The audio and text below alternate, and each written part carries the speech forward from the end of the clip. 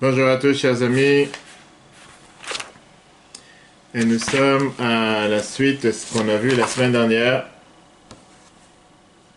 Nous allons terminer aujourd'hui le chapitre 36 et commencer le chapitre 37, qui sont les deux des chapitres magnifiques, des chapitres fondamentaux, des chapitres de base, des chapitres qui nous viennent nous expliquer quel est le but, qu'est-ce que nous faisons sur Terre, quelle est notre mission sur Terre, et qu'est-ce que nous sommes en train d'agir, qu'est-ce que nous sommes en train de faire dans la vie de tous les jours, et surtout avec la Torah, les mitzvot, c'est le but, la finalité de tout. C'est la venue de Mashiach. Alors on va voir quel rapport ça a avec, les nations du monde. La différence entre le micro, le macro, on ne parle pas du micro-ondes, pour ceux qui sont arrivés en retard. Mais en tout cas, ça c'est la devise de ce qu'on va voir aujourd'hui. Parce que si la venue de Mashiach est tellement importante, si la Géoula elle est tellement importante, comment se fait-il? Comment ça va? Prends le frigidaire déjà. Là, je t'ai préparé le frigidaire, regarde. Comment ça va? Comment ça se fait que, à ce moment-là, on voit que les nations du monde, ils n'ont pas un corps? Va, sors dehors, dehors. Il ne te laisse pas passer, regarde. Bouge la table, bouge. Et donc, c'est ce qu'on va voir justement par rapport à cette notion qu'on a vu la dernière fois. On a vu la dernière fois. C'est pas grave, vas-y, il n'y a pas de souci. Oui, c'est normal, il n'y a pas de souci, il n'y a aucun problème. On a vu comment on a commencé le chapitre 36 avec le passé. T'as pris le frigidaire? Va chercher. Va te servir. Mets-toi à l'aise. On a vu la dernière fois comment... Tu sais, tu venais d'ici, quelle différence? Comment Mashiach arrive. Si tu te rappelles, c'est ce qu'on a vu la dernière fois. De l'autre côté, on a vu avec le passé ce qui s'est passé dans Matan Torah. Et aujourd'hui, on va voir qu'est-ce qu'on fait aujourd'hui concrètement dans la vie de tous les jours. Qu'est-ce que nous sommes en train de faire? Est-ce que ça vaut la peine de mettre des tefillin tous les jours? Mais c'est autres. Pourquoi on a affaire avec une vache? Pourquoi on ne peut pas faire les choses de manière un peu plus spirituelle? Est-ce que nous allons voir tout ça ensemble aujourd'hui? Et surtout, comme on a mis dans le cours, nous sommes en exil depuis près de 2000 ans. Et à première vue, ce qui dérange, c'est quoi? C'est que si nous sommes en exil depuis 2000 ans, comment se fait-il que on dit que l'exil, ça peut paraître comme une punition par rapport à la suite à laquelle Mashiach viendra? Est-ce que c'est possible que l'exil qui paraît comme une punition peut préparer le terrain pour la rédemption? Fais une chaise ou pas? Prends la chaise. Quelle est la signification des mitzvot? Comment le but de la création peut-il être atteint? Ça, c'est les questions qu'on va débattre aujourd'hui. Si tu te rappelles ce qu'on a vu la dernière fois, puisque j'étais une bonne mémoire, on a vu comme quoi tout ce qui s'est passé à Matan Torah quand on a reçu la Torah, c'était apparemment très court. C'était quelque chose qui n'a pas duré. Pourquoi ça n'a pas duré? Parce qu'une fois que... En vérité, je ne vais pas vous dire qui c'est qui est en face de moi parce que ça fait de la peine.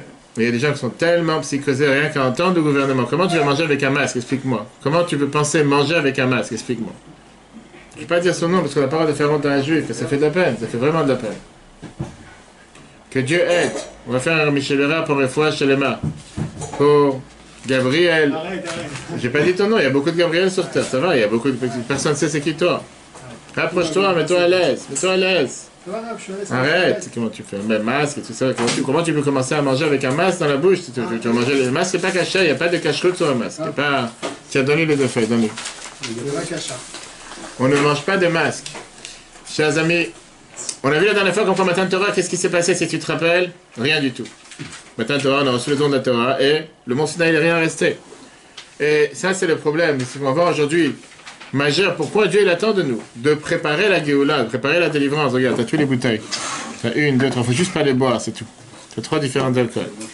Pourquoi on a vu la dernière fois comme quoi la Géoula, la délivrance, dépend de nos actions en exil? Parce qu'il y a une notion dans la Chassidoute qui revient sans arrêt, c'est ce qu'on va voir aujourd'hui longuement, que ce qui vient facile part facile. L'argent facile ne dure pas. Tu peux vendre des barrettes ou, comment on appelle ça, des savons, ou on va savoir quoi d'autre à longueur de journée. C'est pas ça qui est fait. Tu sens pas la valeur de ce que tu es en train de vendre. Pas seulement tu sens pas la valeur. Tu sens pas la valeur. Qu'est-ce que ça veut dire que tu sens pas la valeur? Ça, c'est des choses qui viennent facilement, elles repartent facilement. Tu te sens comme si c'est du gâchis.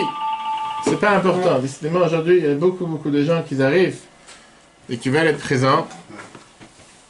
Et donc, la Torah elle te dit, ce qui vient d'en haut, sans la préparation d'en bas, ça ne tient pas la route. Qu'est-ce que ça veut dire ça ne tient pas la route? Ça ne pénètre pas à l'intérieur. Ça reste superficiel. Sur le long terme, ce n'est pas quelque chose qui va durer. Matan Torah, c'était quoi Matan Torah? Le don de la Torah. Vous pouvez monter. Je sais pas, il a cherché de l'équipement. Matan Torah, c'est quoi? Le don de la Torah, ça s'est passé, bien sûr, c'était la plus grande révélation de Dieu, la plus grande révélation du divin sur terre. Mais au final, qu'est-ce qui s'est passé? Le moment où ça s'est terminé, il n'y avait plus de suite. C'est quelque chose qui n'a pas duré sur le long terme. Alors qu'on n'était pas prêt à recevoir une telle révélation. Tu te rappelles ce qu'on a vu la dernière fois, que même quand au départ on a demandé à Dieu qu'on voudrait tellement que ce soit lui qui apparaisse à nous, que ce soit lui qui nous parle. C'était facile du coup. Et ça c'était facile, on n'a absolument rien fait. On ne s'est pas préparé, oui, on a compté les 59 jours, oublie tout ça. Concrètement, qu'est-ce qu'on a fait comme effort? En quoi on s'est transformé? C'était un cadeau qui est tombé du ciel, qu'est-ce que tu as fait d'effort? 200 ans d'esclavage et... 200 ans d'esclavage, ça n'a rien à voir avec Matan Torah, monsieur. Ça n'a rien à voir, c'est les 49 jours, c'est pas ça qui nous a préparé à Matan Torah. C'est pas qu'on a changé de l'intérieur, c'est pas que nous nous sommes transformés. C'était Dieu, c'était un cadeau qui est tombé du ciel. On était bienveillamment contents, on était contents d'avoir reçu ce cadeau. Mais qu'est-ce qui s'est passé le lendemain? Nouveau d'or. Le lendemain, quelques semaines plus tard, le mont Sinaï lui-même n'a pas changé. Pourquoi aujourd'hui il n'y a pas de pèlerinage sur le mont Sinaï? Pourquoi aujourd'hui on n'entend pas parler, on ne parle pas du tout de tout ce qui se passe sur le mont Sinaï? Alors que le temple, Jérusalem, on s'est tellement battu pour avoir le temple. Et la preuve, elle est que la Shekhinah est toujours restée, même qu'on n'a pas le temple aujourd'hui, la Shekhinah est toujours présente. D'accord? Et donc, la question qui dérange... Non, c'est pas toi, c'est pas toi. La question qui dérange, c'est quoi? C'est qu'on voit, c'est pas grave. On voit ça de plusieurs angles. D'abord, le fait, comme je t'ai dit, qu'après le matin de Torah, après qu'on a reçu la Torah, le mont Sinaï est redevenu quelque chose de profane. Aucune doucha sur le mont Sinaï. La doucha, la sainteté n'est pas restée, alors c'était l'endroit, le seul endroit sur terre où Dieu est descendu. Ça, c'est numéro un. Exactement. Deuxièmement, 40 jours après le fait qu'on a reçu la Torah, où on a vu la divinité, où Dieu il a parlé avec chacun d'entre nous. Il n'y a rien à part Dieu, le peuple juif a fauté avec la chose qui est le summum du contraire de ce que représente Matan Torah, le Vaudor. Comment elle est descendue si bas? Ça montre que la Gdusha, la sainteté, n'a pas pénétré à l'intérieur et on ne l'a pas intériorisé, on ne l'a pas intégré, on ne l'a pas digéré, c'est devenu quelque chose qui est totalement hors de nous. Et quand quelque chose est tellement superficiel, quand tu n'as fait aucun effort pour l'avoir, demain tu reçois une Ferrari ou je ne sais pas quelle belle voiture, cadeau parce que tu es tombé du ciel, tu as gagné au loto. Si le lendemain tu fais un accident, tu la perds, big deal. C'est pas la fin du monde, bien sûr, ça va te faire un peu mal parce que tu as perdu un cadeau, mais sans plus. Alors que c'est quelque chose que tu as travaillé pour, tu as fait des efforts pour et tu le perds, ça va te coûter beaucoup plus dur. On l'avait déjà vu avec Ariat Yamsouf. Exactement. Et donc, c'est la raison pour laquelle toute cette révélation qu'il y a eu à Matan Torah, c'est une révélation qui s'est passée seulement momentanée. Juste après Matan Torah, le voilage de Dieu sur terre est revenu comme c'était à l'avant. Et néanmoins, Matan Torah ne veut pas dire que le don de la Torah, ça n'a servi à rien. Ça n'a pas servi à rien. C'était un effet déclencheur. C'était le début qui nous a montré comme quoi, à quoi on peut atteindre, à quoi on peut arriver. Où on peut avoir, où on peut se rapprocher du fait que si on fait ce que Dieu demande de nous, voilà le cadeau qu'on peut recevoir. Voilà comment on peut l'avoir, mais de manière préparée. Ça, c'est toute la différence. Et ça, c'est le rôle que nous avons pendant l'exil. Et c'est la raison pour laquelle nous sommes en exil. Pas prendre l'exil seulement comme une punition. Parce que comme on a vu la semaine dernière avec le déluge, Dieu a pu très bien faire en sorte d'envoyer le déluge en un instant, pas besoin d'avoir 150 jours, du 17 juin à 28. Bref, tout ce qu'on a vu, les détails dans les cours de Noah qu'on peut revoir sur l'application eTorah. ETRH.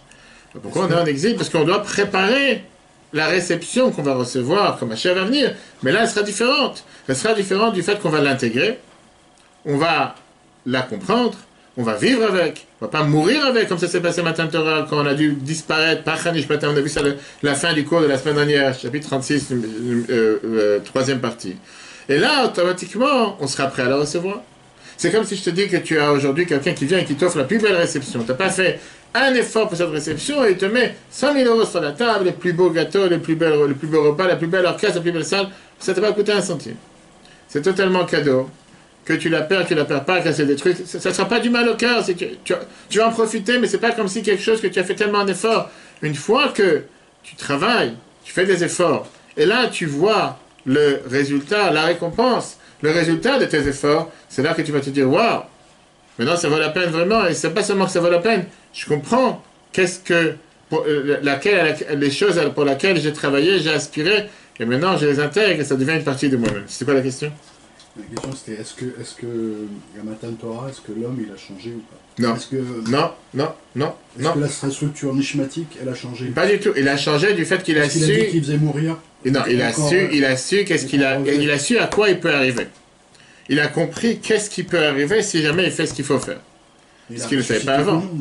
Dieu, il a ressuscité tout le monde. Mais donc, une seconde, qu'est-ce qui s'est passé? Qu'on a dû passer par un intermédiaire. On a dit à Dieu, on a dit à Moshe, Daber ata imanu v'nishma, parle-toi avec nous et on va pouvoir entendre les paroles de Dieu. Car on ne peut pas entendre les paroles de Dieu en direct, on est obligé de passer par un intermédiaire. C'est de là l'importance qu'on a d'avoir un tzaddik, un rabbi, parce que parler à Dieu en direct, on ne peut pas. Mais là, la question qui dérange est plus forte.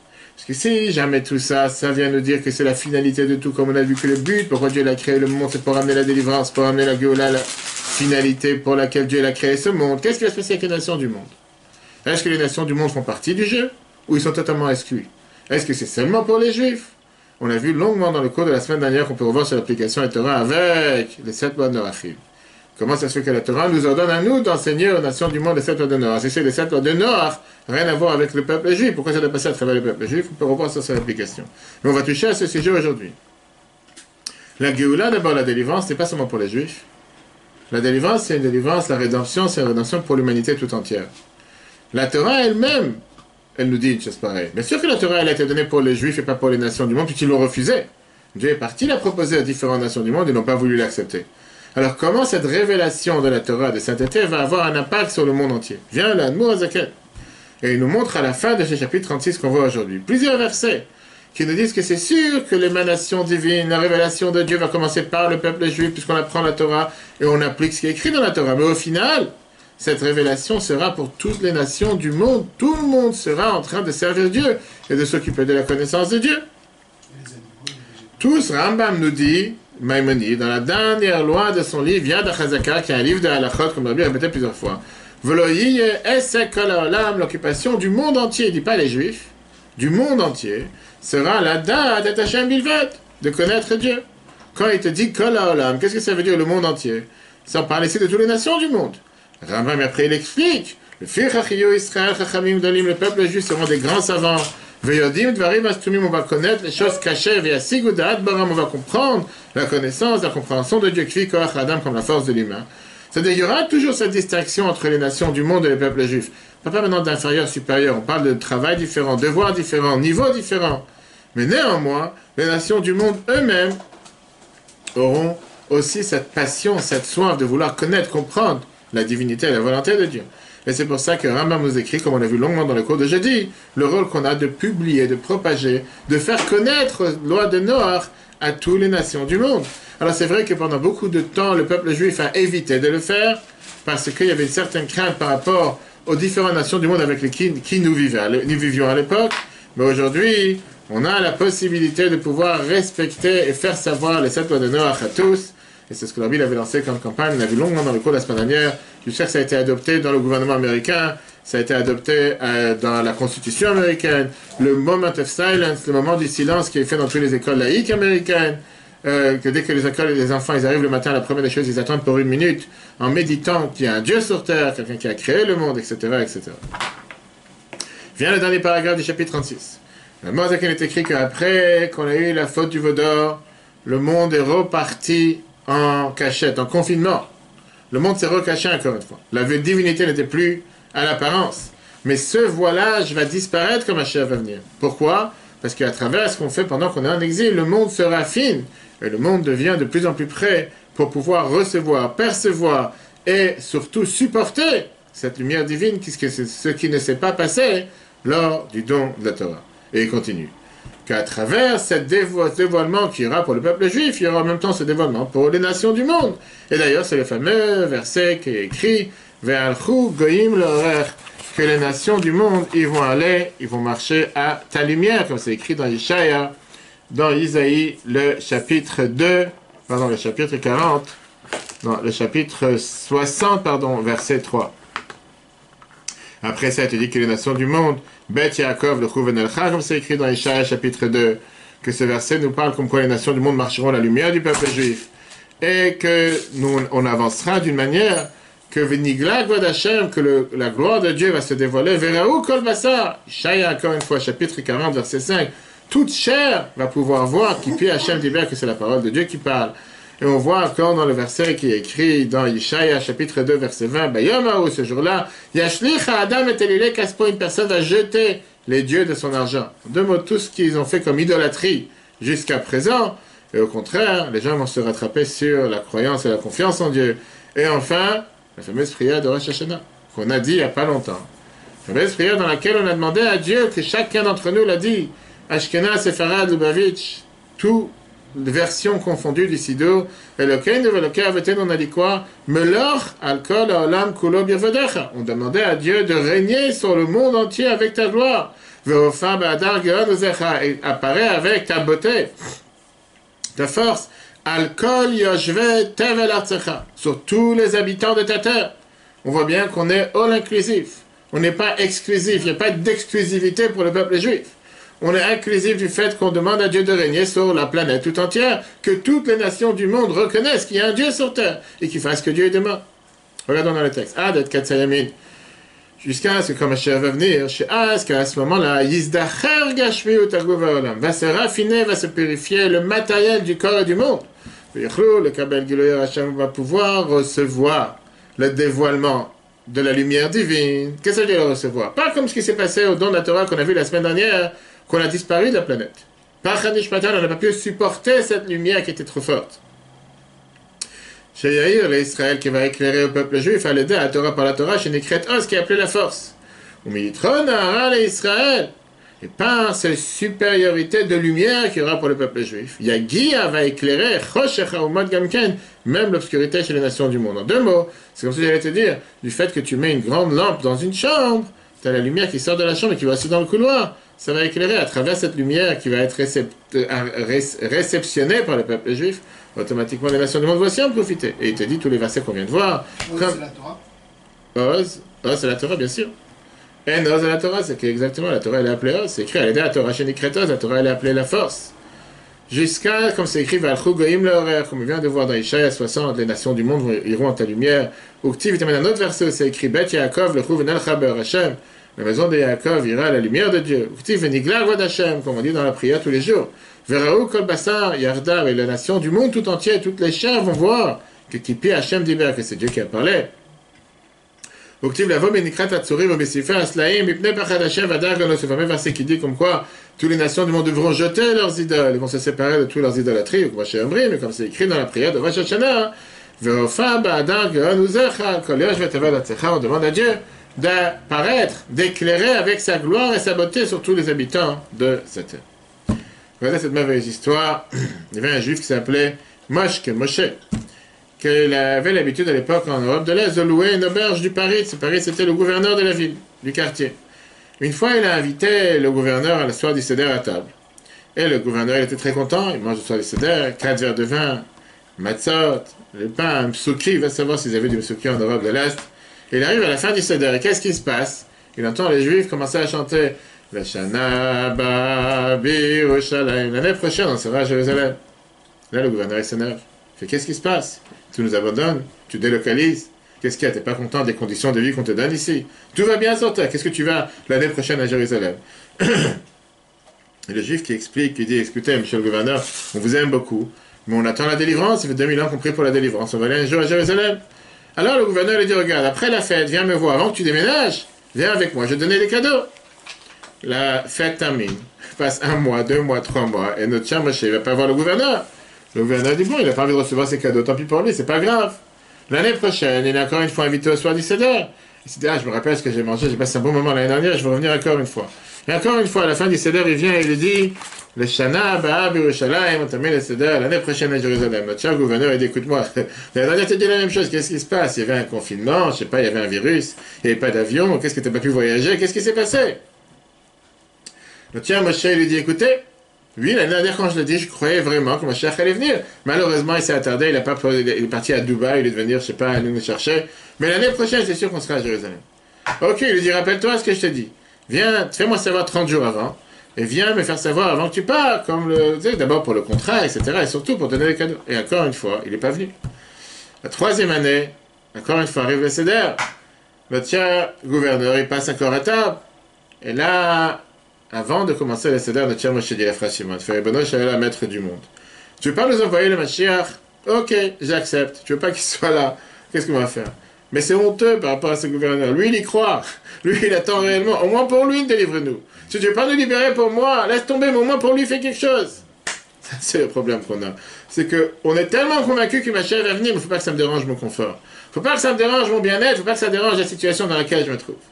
Au final, si on résume ce chapitre 36, parce qu'aujourd'hui l'essentiel dans sa tête sur le chapitre 37, la destination finale pour laquelle Dieu a créé le monde, c'est la délivrance. Comme on l'a expliqué la dernière fois, c'est le but principal pourquoi Dieu a créé le monde. Comme on a vu longuement la semaine dernière, si tu te rappelles, avec l'appartement modèle et le plan réel de ce que tu vois une fois que tu as créé, tu as construit ton pavillon, ta maison, sauf à la fin de l'action, se dévoile à travers la pensée que tu as eue au début. C'est le but principal que Dieu avait depuis le départ, pourquoi il a créé le monde.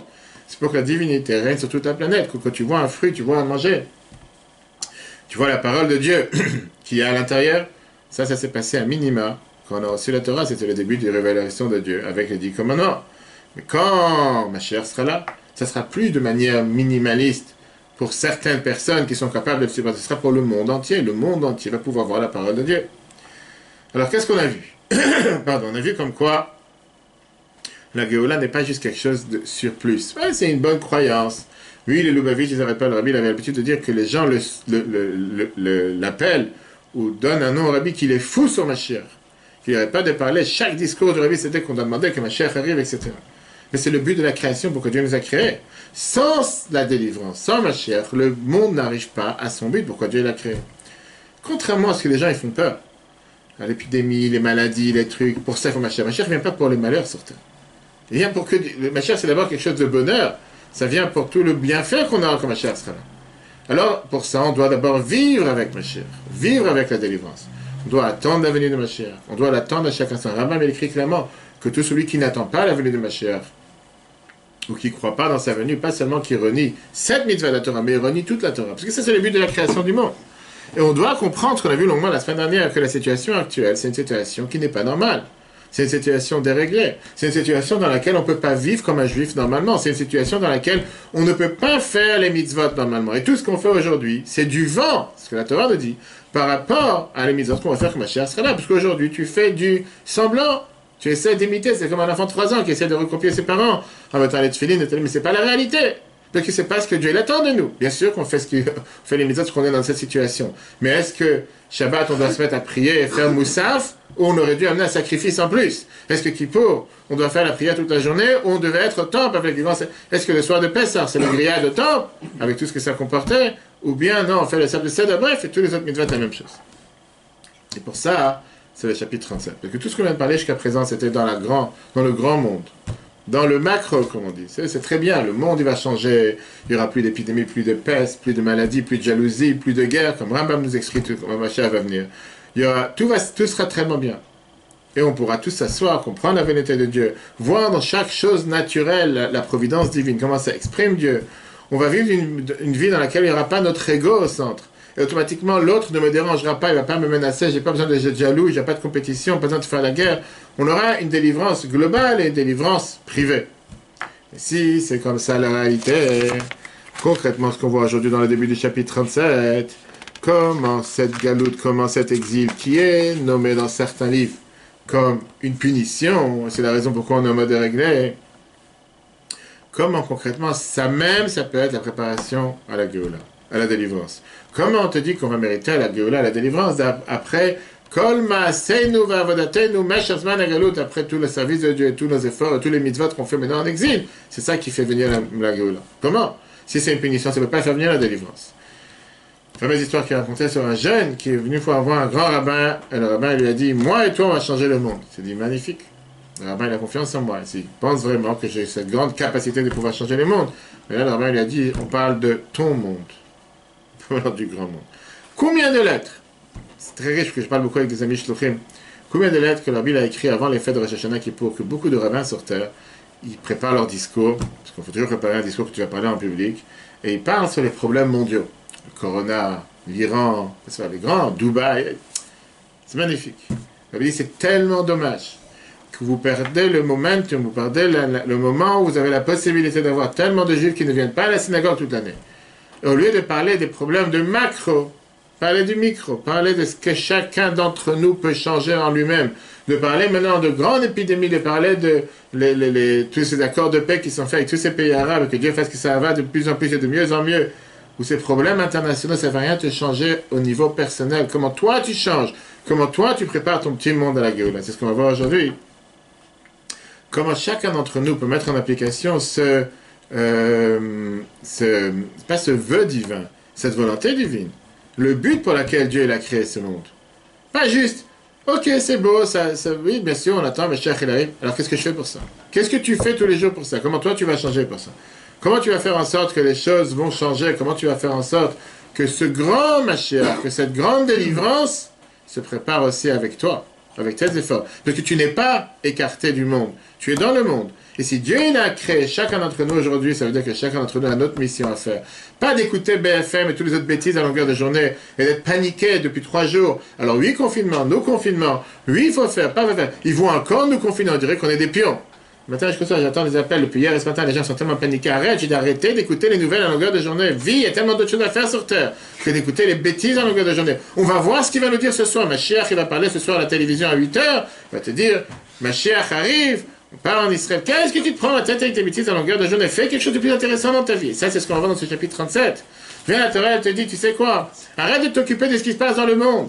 Commence à t'occuper de ton monde, ton petit monde. Comment toi tu changes, comment toi tu vas évoluer, comment toi tu vas faire en sorte qu'à travers ta délivrance, à travers ta Géoula pratique, parce que toi tu vas te libérer de toutes ces choses qui t'emprisonnent et qui t'as peur et qui te paniquent et qui te mettent la psychose à longueur de journée. C'est comme ça que Mashiach va venir. Pour ça, la réponse à la question qu'on a demandé la semaine dernière.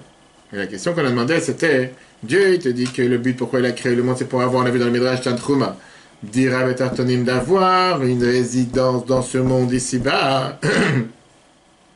Mais quand même, la question qui est demandée partout, Dieu avait besoin de moi. Il avait besoin de chacun d'entre nous pour avoir une résidence dans ce monde. Il ne pouvait pas se débrouiller sans nous. Il avait vraiment besoin que ce soit nous qu'on fasse cette résidence. Il ne peut pas faire avec un clic de doigt. Il a créé en 6 jours la planète Terre. Le monde entier, il ne peut pas créer sa résidence tout seul. Il a besoin que moi, je vienne lui demander, mettre un pion, mettre un ciment, prendre un Portugais à Ponto pour lui construire un pavillon. Il ne peut pas le faire tout seul. J'ai rien contre les Portugais, c'est déjà très bien. Mais pourquoi il a besoin de nous pour le faire? Et Dieu, il a décidé qu'on soit, et qu'il veut qu'on soit des actionnaires. Pas des spectateurs, mais des acteurs. Pas des actionnaires. On dit ça dans le vendredi soir, tous les kiddush. Pour celui qui comprend ce qu'il dit dans les kiddush. Asher bara Elohim la'asot, on a vu ça d'ailleurs, Machichi, il y a 2 semaines, que Dieu il a dit, que Dieu l'a créé pour faire. Rachid demande la question, pour faire quoi s'il vient de finir le monde? Et au contraire, maintenant il va se reposer. Rachid te dit, Asher bara Elohim la'asot, l'etaken, pour réparer. Et on a vu ça longuement dans le cours de lundi soir sur la circoncision. Un cours merveilleux avec beaucoup d'informations, informations scientifiques, informations de la médecine. Pourquoi la circoncision? Pourquoi dans un tel endroit? C'est quoi cette folie d'enlever le prépuce d'un enfant de 8 jours? C'est rien d'autre à faire. Dieu n'avait pas quelque chose de plus intéressant à demander comment un enfant juif va entrer dans la religion. Par ça qu'on fait la circoncision. Il aurait pu dire lui apprendre à l'alphabet, lui mettre des tefilines à 3 ans. Pourquoi faire la circoncision? On a vu un merveilleux cours lundi soir, je vous conseille vivement de le revoir sur l'application Torah. Et on a expliqué justement que Dieu il a créé ce monde, pas avec un manque, pas pour dire tiens, viens, sois mon partenaire pour compléter le monde parce que je ne suis pas capable de faire quelque chose à 100%. J'ai besoin que tu fasses aussi 50%, on fait 50-50. Non, Dieu voulait que tu mettes la main à la pâte. Dieu voulait que chacun d'entre nous se sente responsable. Ne pas recevoir un cadeau comme si tu reçois ce qu'on appelle dans les Zohar un pain de honte. Qu'est-ce que ça veut dire un pain gratuit, un pain de honte? Comme beaucoup d'études scientifiques, parce qu'aujourd'hui on est tous dans le conseil scientifique, on connaît tout ce qui se passe, te disent que beaucoup de gens qui ont gagné au loto, peu de temps après, ils ont gaspillé tout leur argent très rapidement. Et la raison, elle est pourquoi? Parce que quelque chose qui vient facilement, part facilement. L'argent qui vient sans un effort de la personne, sans qu'il se sente attaché à ça, il ne se sent pas concerné, et automatiquement, s'il la perd, pas grave, il a claqué dans un... Comme elle est venue en un instant, elle part en un instant. Quelque chose sur laquelle tu t'es fatigué dessus, tu vas tout faire pour ne pas le perdre rapidement. Tu vas tout faire pour le valoriser. Et ça, c'est ce que Dieu cherchait. Dieu cherchait pourquoi il veut que nous, on agisse. Pour qu'on ne recommence pas l'erreur de ce qui s'est passé à Matan Torah. Le fait qu'à Matan Torah, au don de la Torah, on n'a fait aucun effort. une fois que Dieu est parti du mont Sinaï, terminé, plus de sainteté, il n'y a plus rien, les animaux ils sont partis dessus, il n'y a plus aucune doucha dessus. De la même manière que la divinité elle est montée, elle est venue sur le mont Sinaï, elle est repartie le lendemain. Pourquoi on ne dit pas sur le mont Sinaï, Shrina, le Zaza, Koma? La divinité n'est pas partie de cet endroit comme on dit sur le temple, malgré qu'aujourd'hui c'est fait par des animaux qui marchent dessus, et malgré qu'aujourd'hui on a nos ennemis qui marchent sur l'endroit du temple. Pourquoi on dit que la Shrina n'a jamais bougé? On va jusqu'à aujourd'hui prier au Kotel. Quelle différence entre les deux? Alors que sur le temple, il n'y avait pas Dieu lui-même qui est descendu. Alors que dans le mont Sinaï, oui. Parce qu'il n'y avait aucune doucha dessus, il n'y avait aucun effort. Dans le langage de la Kabbale, dans le langage de la Chassidut, ça s'appelle Itarotad il-Tata Itarotad il-Laïla. Qui veut dire un réveil d'en bas qui engendre un réveil d'en haut. Dieu, il attend qu'on se prenne en main. Il n'est pas là pour faire le travail à ta place. Montre-moi de quoi tu es capable. Oui, je suis prêt à te faire pousser le blé sur ton champ. Mais c'est à toi de prendre le blé et de le transformer en pain. Le fameux cours qu'on a donné cette semaine avec Rabbi Akiva, c'est dans la Gemara. Le cours de lundi après-midi sur la Gemara dans la Paracha, la nouvelle série qu'on a commencé la semaine dernière. Avec ton Osrufus qui s'est battu, qui a voulu convaincre, l'empereur romain qui a voulu convaincre Rabbi Akiva en lui disant que les actions de qui sont les plus belles, celles de Dieu ou celles de l'homme? Rabbi Akiva dit celles de l'homme. Il lui dit mais comment tu peux dire celle de l'homme? Il y a tout un débat, on peut voir dans les cours, mais à la fin Rabbi Akiva lui amène une gerbe de blé, il lui amène un gâteau dans la main. Il dit ça c'est les actions de Dieu, ça c'est les actions de l'homme. Qui est le plus beau? Bien sûr, toi tu vas dire comment tu oses parler comme ça? C'est Dieu. Bien sûr, c'est Dieu. Vas-y, mange déjà. Alors pourquoi Dieu il a fait un système pareil? Pourquoi Dieu il a fait en sorte qu'il n'y a pas une seule chose sur terre qui est prête à profiter sans aucun effort? Ça n'existe pas. Oui, tu vas dire on peut. Bien sûr, tu peux. Mais à ce moment-là, tu as aucune valeur dans cette chose.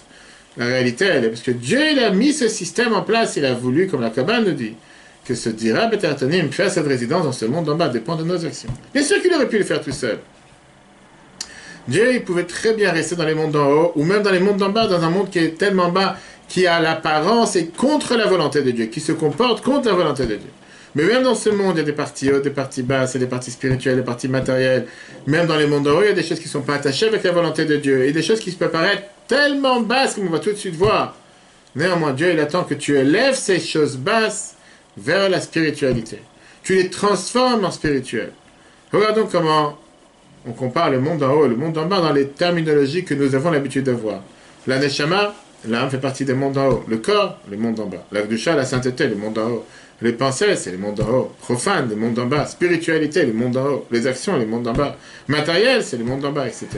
Ça, c'est la réponse à la question qu'on a demandé tout à l'heure. Ça, c'est toute la notion pourquoi on a l'habitude de faire les mitzvahs. Pourquoi Dieu nous demande de faire une mitzvah et de la faire de manière matérielle, avec des objets matériels. Pourquoi on ne peut pas faire une mitzvah avec des objets spirituels? Parce que Dieu veut qu'on libère ces étincelles divines qui se trouvent à l'intérieur de ces objets matériels et les élever vers la kedusha, les élever vers la sainteté. C'est pour ça qu'on voit. On va prendre 3 domaines. Domaine numéro 1, ce sont les objets avec lesquels on fait une mitzvah. Objet numéro 2, le corps et la bouche de l'homme. Et l'objet numéro 3, le manger. Prenons un exemple avec tout ce qui se passe en exil. On a vu la dernière fois, dans le chapitre précédent, dans le chapitre 36, que le but final, la finalité pour que Dieu ait créé le monde, c'est la Géoula, la délivrance. La question, elle est, on a vu avec l'appartement modèle et l'appartement final, que quand tu as un projet, tout ce que tu fais pour arriver à ce projet, ce sont des moyens pour arriver pour atteindre le but. Si le but c'est la Géoula, la délivrance, comment se fait-il que nous vivons depuis des milliers d'années, plus de 1950 ans en exil, on n'est pas encore arrivé à la délivrance? Comment la vie pendant l'exil peut nous faire venir et avancer vers la délivrance? Comment ça peut être une préparation à la délivrance? Et la réponse, elle est, tous les objets, manger, corps, n'importe quelle chose que nous faisons en situation actuelle, ils sont en situation d'exil, en mode exil. Bien sûr que tout existe grâce à la force de Dieu. Il y a la lumière divine qui est cachée à l'intérieur, mais on ne voit pas l'étincelle de Dieu qui est à l'intérieur. Et la preuve est qu'on peut même utiliser ces choses que Dieu il a créées contre la volonté de Dieu, pour faire des choses qui sont contre la volonté de Dieu. C'est quoi Géoula? On prend les deux mots, Gola et Géoula. Gola qui est l'exil, Géoula la délivrance. On fait rentrer le Aleph dans Gola, ça devient Géoula, qui veut dire Aleph représente le Haloufo chez l'Olam, le maître du monde. Par ça qu'on prend Dieu, on le fait rentrer dans l'exil. Et automatiquement, on transforme l'exil en délivrance, en rédemption.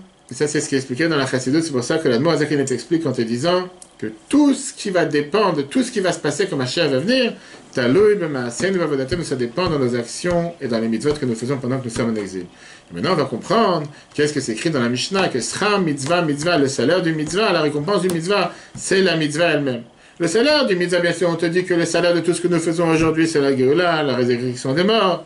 La mitzvah, c'est ce que nous faisons aujourd'hui pendant l'exil. Apparemment, il n'y a pas de lien entre la mitzvah et la récompense. Mais ça, c'est ce que Dieu il a dit. Dieu il a décidé qu'il va nous faire un cadeau par rapport aux mitzvot que nous faisons. Et ça, c'est qu'il va amener la délivrance. Mais les Chachamim te disent non. La délivrance, c'est le bonus. C'est la cerise sur le gâteau. C'est si tu as bien mangé, tu mérites d'avoir le dessert. Sera mitzvah, mitzvah, ça veut dire que la récompense de la mitzvah, c'est la mitzvah elle-même. Pourquoi? Parce qu'aujourd'hui, par ça que nous agissons en faisant et en transformant ces choses matérielles en spirituelles, automatiquement, on est en train de purifier le monde et faire en sorte que le monde disparaisse toutes les forces du mal, disparaissent tous les virus, disparaissent toutes les épidémies, disparaissent toutes les forces négatives. Et on transforme chaque chose positive quotidiennement par l'effort de chacun d'entre nous. Regarde comment la demande de dit ça. Perek Lamed Zayin, début du chapitre 37. Le but final de la finalité arrivée au jour que Mashiach va venir. Au Triatametim, la résurrection des morts. Shogilou, Yorenza Baruch, c'est le dévoilement de la lumière infinie de Dieu. Voilà, Mazag, dans ce monde matériel.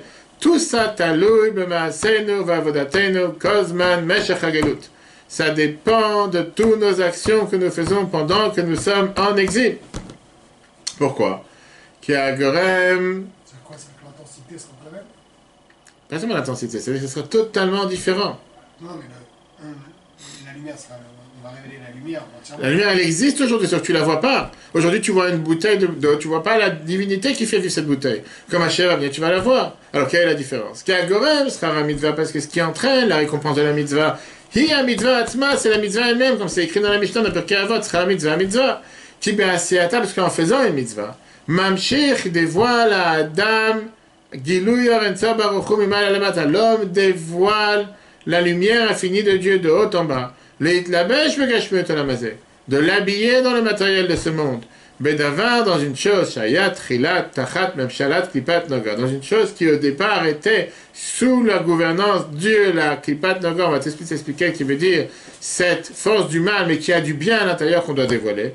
Et elle reçoit sa force et sa vitalité à travers cette mitzvah. Prenons le premier exemple qu'on a dit tout à l'heure. On a dit les objets, le corps, la bouche et le manger. Quelle force nous avons aujourd'hui avec des objets matériels qu'on transforme en mitzvah? La meilleure des choses qu'on peut voir, comment on transforme une chose matérielle en mitzvah, c'est le fait qu'on voit qu'on prend une vache et qu'on l'enterre dans un cimetière. Quand est-ce qu'on a enterré une vache dans un cimetière? T'as déjà vu qu'on enterre une vache dans un cimetière? Est-ce qu'on a vu une personne enterrer une vache dans un cimetière? En général, ça ne se passe pas. La réponse, elle est, contrairement à l'homme qui a une neshama, la vache, elle est toute la journée dans la ferme. On a essayé pas loin d'ici, il y a des vaches, sont très belles. Tous les jours, quand je fais du vélo, je les vois, je leur dis bonjour. Mais ils n'ont pas de libre arbitre, ils n'ont pas de cerveau, ils ne parlent pas non plus. Qu'est-ce que ça veut dire enterrer une vache dans un cimetière? Depuis quand on enterre une vache dans un cimetière, hein? Pas de cerveau, clairement. Oui, si tu compares ton cerveau au cerveau d'une vache, c'est que tu as un problème. Il y a l'hôpital psychiatrique juste à côté. Qu'est-ce que je vous ai dit tout à l'heure, on a affaire avec un personnage très très spécial. Et bien sûr, ils ont un cerveau. On ne parle pas dans des cerveaux humains. La réalité, elle est qu'on enterre une vache dans un cimetière. Les tefilines, les mezuzot, un sefer Torah qui est devenu âgé, vieux, ou malheureusement pas saoul, on doit l'enterrer. On n'a pas le droit de le jeter à la poubelle. Depuis quand? Pourquoi pas? Pourquoi tu as toutes ces halakhot qu'on te dit combien il y a votre travail à chaque fois un sac tous les jours, les gens qui vérifient les tefilines mezuzot, à chaque fois on va enterrer. Pourquoi enterrer? Mais à la poubelle, fini. Qu'est-ce qu'il y a? Qu'est-ce qui fait que cette chose-là est devenue tellement sainte? Pourquoi on ne peut pas enterrer? Pourquoi on ne peut pas les jeter comme on aurait jeté n'importe quelle autre chose? Pourquoi on doit les enterrer comme on enterre un être humain? De quoi ils sont faits quand tu réfléchis un instant? Peau de vache, de l'encre qui vient à base en général de gomme, à base en général de végétal. On parle d'une vache sale qui est dans la ferme. Je peux te dire, je les vois les vaches tous les jours. Avec la même peau avec laquelle tu fais des chaussures, tu fais des sacs, tu fais des ceintures, tu fais des canapés, tu fais des, je sais pas, toutes les choses qu'on a en cuir sur terre. Mais au moment où tu as décidé de prendre la peau de vache et d'en transformer en parchemin pour écrire des parachiotes de la Torah, ça devient une vache sainte. Pas parce qu'on est en Inde. On n'est pas en Inde. Ça devient une vache sainte, la peau de la vache est devenue tellement sainte que tu n'as plus le droit de la jeter. Tout d'un coup, ça devient quelque chose que tu dois enterrer. Pareil avec n'importe quel autre objet avec lequel tu as fait des paroles ou des choses de Kedusha qui sont transformées en armoire. Tu as pris une armoire, tu as fait un Aron à Kodesh pour mettre un Sefer Torah dedans. Tu n'as pas le droit de prendre cette armoire pour mettre tes chaussures à l'intérieur. Est-ce que c'est la peau de vache qui est devenue sainte ou est-ce que c'est l'écriture qui est dessus? Non, c'est la peau de vache qui est devenue sainte. Parce que même la peau de Si par exemple, c'est 100% effacé, tu n'as pas le droit d'utiliser pour autre chose aussi. À partir du moment où tu l'as consacré pour écrire des tefilines et des un Sefer Torah, tu n'as plus le droit d'utiliser pour quoi que ce soit d'autre. toutes les lettres elles sont parties. Même si toutes les lettres sont parties, bien sûr, ça a servi pour un moment pour avoir le nom de Dieu et ça pourrait la jeter. Pourtant, Qu'est-ce- on jette le lulav et le... C'est autre chose. D'abord, on ne le jette pas avec la poubelle, tout le reste. C'est végétal.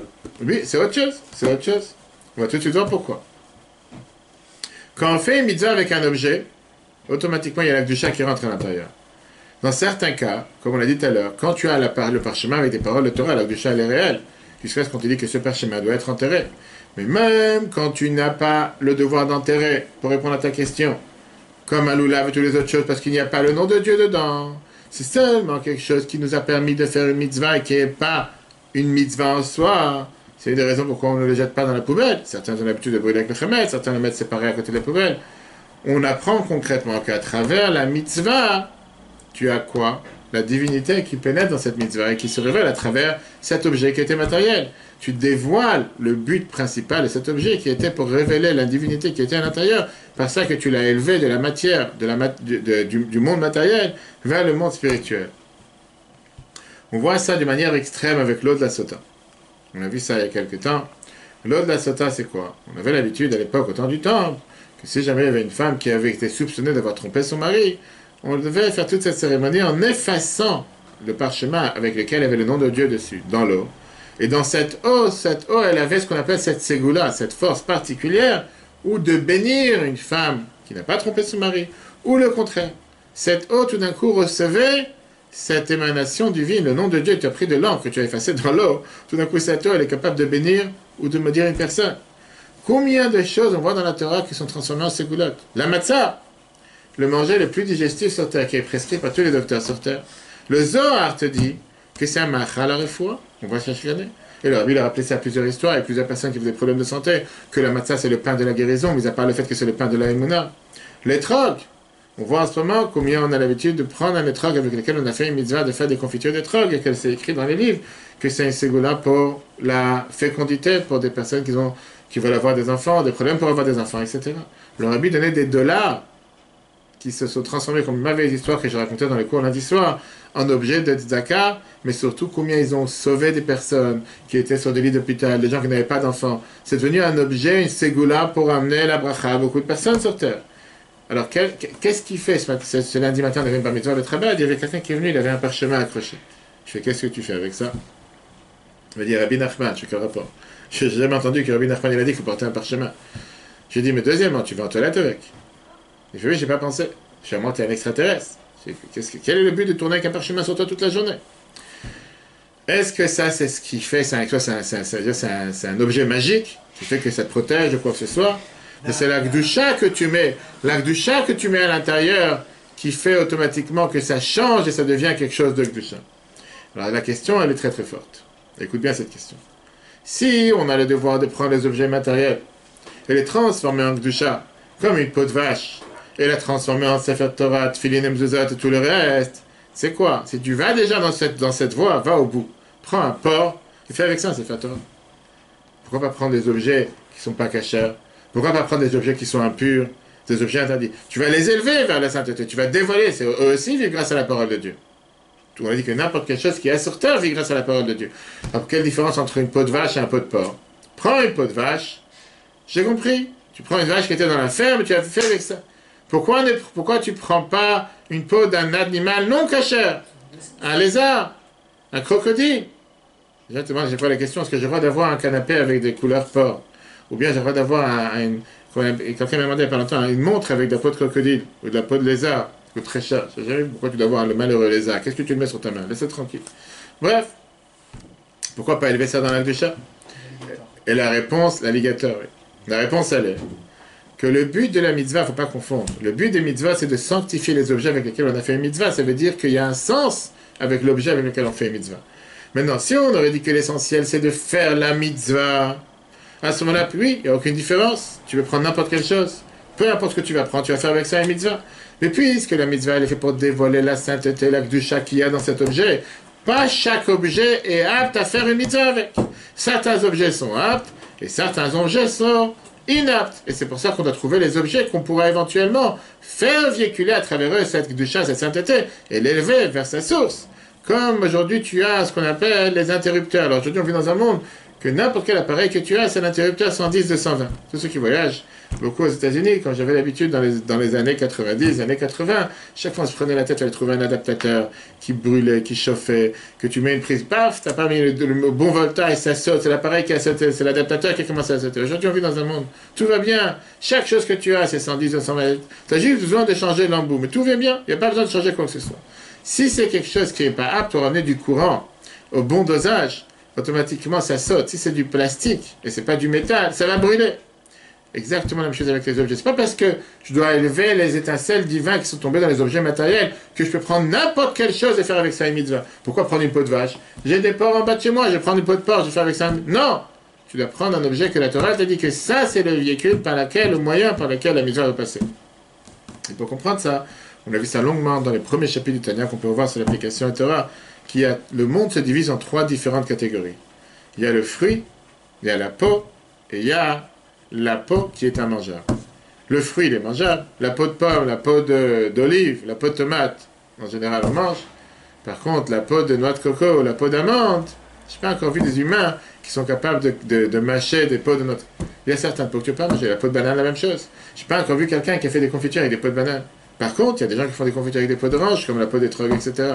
Tu vois bien qu'il y a certaines matières qu'on ne peut pas élever, même si on veut les élever. Et ça, c'est ce que la Torah te dit dans le langage kabbalistique et la chassidoute. Le fruit, c'est la kedusha, dans laquelle la kedusha, la divinité, se trouve de manière totalement dévoilée. Après, la peau, l'écorce, ça s'appelle klipat noga. Pourquoi noga? Pas confondre avec du noga.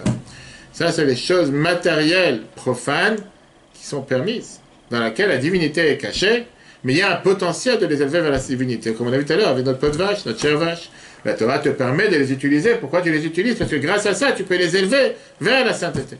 Mais après, tu as ce qu'on appelle shalosh klipot atmeot, les 3 peaux, écorces impures. Ça, c'est les choses profanes qui sont interdites. Que dans eux aussi, il y a la divinité, dans eux aussi, il y a la parole de Dieu, mais elle est tellement cachée qu'on ne peut pas l'élever vers la kedusha. Et c'est la raison pour laquelle la Torah te dit, tu ne peux pas les utiliser. Parce qu'en les utilisant, tu n'as pas élevé ces peaux-là vers la kedusha. Dieu les a créés pour une autre raison. Pas pour toi de les élever vers la kedusha. On verra après pourquoi. Quel est le but du mitzvah? Le but de la mitzvah, c'est pas rester seulement dans le réel du fruit, dans la kedusha, mais pénétrer à travers l'écorce, à travers la peau, à travers les choses profanes. Dans les peaux même, comme on a dit, pas toutes. Klipat noga, les choses permises, on peut les élever vers la kedusha. Les choses qui sont les shalosh klipat atmeot, comme les choses interdites, on ne peut pas les élever, on ne peut pas faire des mitzvahs avec. Tu ne veux pas dire, puisqu'il faut faire une mitzvah, je vais prendre une baguette à Pessah, et comme ça je vais faire la mitzvah de Pessah à travers la baguette. Non, Dieu t'a dit que Pessah, la baguette, c'est du poison. Tu dois prendre la matzah, pas la baguette. Cette base qui est expliquée longuement dans la Chassidut va nous expliquer une halakha très intéressante dans la fabrication de tefillin et mezuzot. Beaucoup de gens ne réfléchissent pas à ça, mais c'est très riche. La halakha, elle te dit la chose suivante, et c'est ce que je répète à chaque personne qui prend le tefillin et mezuzot de Betravat Sénémérat. Tu as le droit de faire des tefillin, des mezuzot et sefer Torah seulement des matières cachères aptes à manger. C'est la halakha qui te dit Lo ksheru lemlechet shamayim et la teorim ou mutarim beficha. On peut faire pour le service de Dieu n'importe quelle chose qui est pure et que tu peux manger dans ta bouche. En 2 mots, tu peux utiliser des parchemins d'animaux cachers et tu ne peux pas utiliser des parchemins d'un animal non cacher. Jusqu'à là, ça va? Tu n'es pas encore endormi. Très bien. Comment ça se fait que je peux utiliser aussi des animaux cachers non abattus comme la halakha demande? La halakha te dit que si tu as trouvé une vache, un cadavre de vache dans la rue, tu as le droit d'utiliser la peau de vache pour faire des sefer Torah tefillin et mezuzot. Si tu me dis que je peux utiliser seulement les choses que je peux manger, on n'a pas le droit de manger une vache qui n'a pas été abattue d'après la shrita, comme la halakha demande. Un cadavre d'une vache, tu n'as pas le droit de manger. C'est pas cachère. La vache, elle est cachère, toi, tu ne peux pas le manger. Alors comment ça se fait que là, tu as le droit de pouvoir utiliser cette même peau de vache morte, paix à son âme, naturellement pour faire des tefillin et mezuzot? Et la question, elle est de double. Quel rapport entre ce que tu peux manger et préparer un parchemin? Tu ne manges pas le parchemin. Mais pourquoi ça doit avoir forcément un rapport? Ce que tu peux manger, tu peux faire avec ça les tefillin et mitzvot. Si tu peux pas le manger, tu peux pas faire. Et deuxièmement, si on a besoin et on peut permettre seulement d'utiliser un parchemin kasher, qu'est-ce que ça veut dire d'un animal kasher? Comment je peux utiliser un parchemin d'un animal qui n'a pas fait la shrita comme l'halakha qui est considéré dans le langage halachique, nevei la otrefa, un cadavre, quelque chose qui n'est pas kasher, ou bien un animal qui a été dévoré. D'après l'halakha, tu n'as pas le droit de manger un animal pareil, même si c'est une vache qui a 10 enfants de vache dessus, ça ne changera pas. Quelle est la réponse? Et puisque le but de la mitzvah, c'est quoi? C'est de sanctifier la matière, sanctifier le matériel. Ça doit être fait seulement à la condition que ces choses, on peut les élever avec du chat. Le fait qu'il y a aujourd'hui sur Terre des animaux interdits à manger, et des animaux qu'on peut manger, parce que ceux-là, ils font partie de la catégorie de la peau, de l'écorce, comme la nôtre qu'on ne peut pas manger, les 3 clipotes atméotes, les 3 clipotes impures, qu'on ne peut pas les élever avec du chat, les autres, on peut oui les élever. Et donc, c'est pour ça que la Torah te dit, tu peux très bien utiliser la catégorie des choses que tu peux manger, qui font partie de Klipat Noga, ces choses qui ont du bien à l'intérieur d'eux. Et avec ça, il n'y a pas de distinction. Pourquoi? Parce que la vache, c'est pas parce qu'elle est morte, la pauvre, qu'elle n'est plus considérée un animal cachère. Elle est considérée cachère. À cause d'une raison externe, tu ne peux pas la manger. Je sais très bien qu'il y avait, je sais qu'on a reçu les lois de la cacheroute. Au matin de Torah, le peuple juif pouvait manger des animaux, pas forcément dans les lois de la Shrita. C'est seulement une fois qu'on a reçu la Torah qu'on a pu faire la Shrita. À partir de la semaine dernière, on a commencé à permettre, non, Dieu lui a permis de pouvoir manger les animaux de la viande, mais pas avec la Shrita. La Shrita, c'est les lois qui ont été inventées, qui ont été instaurées à matin de Torah, pas avant. Donc, encore une fois, ça c'est une raison, on va dire, extérieure, c'est pas une raison majeure, mais la vache, parce qu'elle est morte, elle n'est pas devenue un animal taref. Oui, on ne peut pas la manger parce qu'elle n'a pas fait la Shrita. Mais c'est un animal cachère. Ce que j'explique malheureusement dans beaucoup de cas, quand les gens te demandent, monsieur le rabbin, est-ce que je peux acheter du cheval chez Carrefour, ou je peux acheter de la vache chez Carrefour, même si elle n'a pas fait la shrita, je fais les chevals, c'est un animal non cachère. La vache, c'est un animal cachère, c'est pour ça qu'on peut manger une vache qui n'a pas été fait la shrita, elle n'a pas dit ça. Mais on ne peut pas confondre, c'est deux choses différentes. Une vache non cachère, parce qu'elle n'a pas fait la shrita, c'est encore un animal cachère, alors qu'un cheval, c'est la même chose. C'est ce que la Mordechai nous dit dans le prochain chapitre, dans le prochain paragraphe, et il te montre comment les mitzvot qu'on fait aujourd'hui sanctifient la matière, et qu'automatiquement, c'est pour ça que les mitzvot sont conditionnés qu'on peut les faire seulement avec des objets permis. Et il t'amène 3 exemples. Dans l'animal, un parchemin de tefillin qui n'est pas d'un animal cachère. Dans le végétal, tu vas prendre un étrog qui n'est pas hors là, un exemple. Oui, tu dois prendre un étrog pour la mitzvah de Sukkot qu'on a fait il y a 3 semaines. Mais cet étrog doit venir d'un arbre qui n'est pas hors là, du moins qu'il n'est pas les premiers 3 ans, qui n'a pas de problème de shemitah, etc. Quel rapport? C'est un étrog qu'on aurait pu utiliser. Mais si la Torah t'interdit d'utiliser, tu peux faire une mitzvah avec. Et pareil dans le domaine, dans le minéral, l'argent. L'argent de tzaka qui vient à partir de vol, ou qui vient à partir d'interdiction. Quelqu'un qui a une boîte de prostitution, comme je vous avais raconté une fois, qui t'appelle et qui te dit, je voudrais donner l'argent à votre rabat parce que je fais beaucoup de chiffres d'affaires. Il n'aurait pas dû dire d'où il a son argent. Après la halakha, c'est problématique. Donc là, on apprend tout ce concept qu'on va élaborer, si Dieu veut, plus longtemps la semaine prochaine, qui est dans la halakha mitzvah aba'a be'avera. Une mitzvah qui vient par l'intermédiaire d'un péché.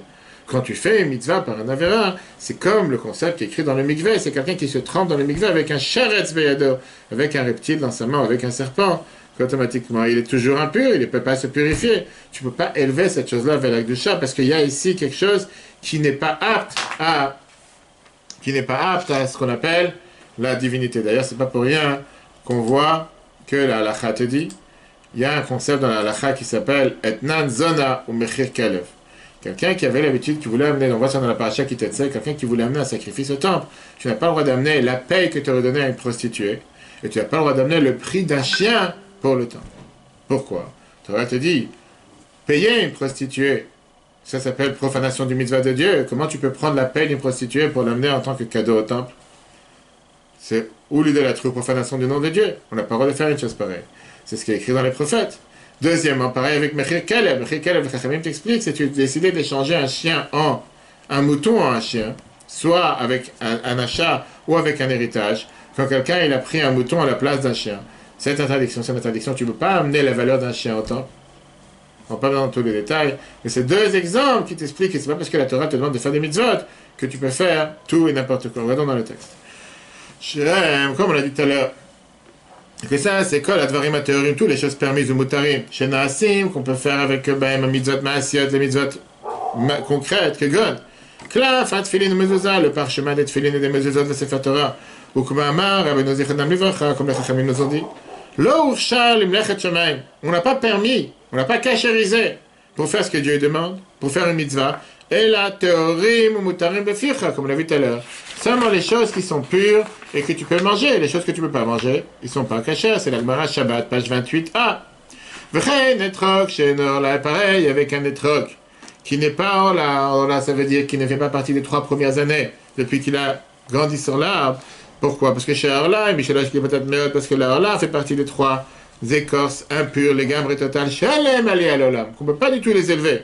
Comment chez Katoub Etzraïm, comme c'est écrit dans Etzraïm de la Kabbale, chapitre 49, verset 6, Vechen est pareil, Kol mitzvah ba'aba verachas et shalom, n'importe quelle mitzvah qui vient par l'intermédiaire d'un péché. Ou bien, il te donne un autre exemple, Maot Atzaka, l'argent de l'Atzaka, Shein Gazet, qui ne sont pas du vol. Si quelqu'un il est parti faire un cambriolage dans une banque, après il te dit je te donne la moitié ou le quart ou un tiers ou peu importe la zaka, c'est un problème.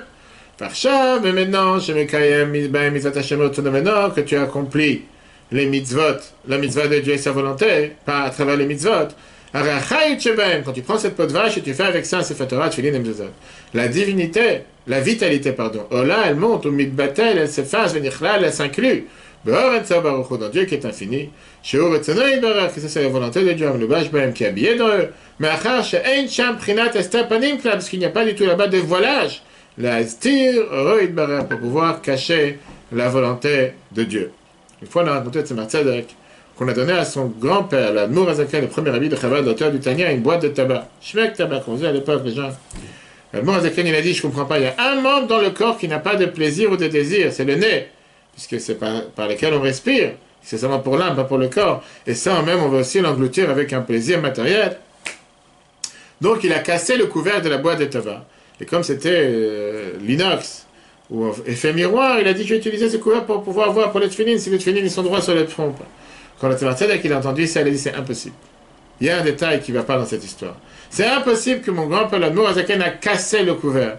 Parce que tout son but, ce qu'il nous explique, c'était que le but pour qu'on ait sorti ça, c'est pas pour briser, casser, mais pour raffiner, pour élever. Et certainement, vous n'avez pas fait attention aux détails, que le couvercle de la boîte de tabac, comme il s'ouvrait, comme beaucoup de choses, avec un fil à l'intérieur, comme une petite pièce en métal qu'on a dans les montres. Il a dû retirer ce fil pour pouvoir garder le couvercle. Mais c'est pas possible qu'il a cassé. En 2 mots, d'après la chassidoute, tout le but pourquoi Dieu nous a donné les mitzvot, c'est pour élever la matière, pour sanctifier la matière, pas pour briser le monde, pas pour se séparer du monde, mais pour élever le monde dans l'acte de chat. Prendre une couverture de boîte de tabac pour l'utiliser pour les tefillin, c'est transformer quelque chose de matériel en spirituel, mais ça ne peut pas se passer en le cassant, bien au contraire. On verra si Dieu veut la semaine prochaine les 2 autres exemples, avec comment le corps agit de la même manière, et la bouche particulièrement, et le manger qu'on mange. Et pourquoi c'est important de dire les mots avec la bouche, que ce soit les mots de Torah, les mots de Tfilah, etc. Pourquoi ça ne suffit pas de les dire avec la tête ou avec les yeux? Le cours sera un replay sur l'application eTorah. eTorah sur Google Apple. Et si je peux vous supplier, n'écoutez pas les nouvelles, ne soyez pas des gens qui sont du matin jusqu'au soir sur les écrans de télévision ou quoi que ce soit. Soyez plutôt positifs, pensez positif. Il y a un Dieu qui dirige sa planète. Le même bon Dieu continuera à nous diriger, même en novembre, même en décembre, contrairement à ce qu'on veut nous vendre à longueur de jour des vases. Crois en Dieu, fais ce que Dieu te demande, faisons ce qu'il faut faire, et on n'aura que de bonnes nouvelles pour tous les peuples juifs. Très bonne journée à tous, à la semaine prochaine, le cours en replay sur l'application eTorah et eTorah.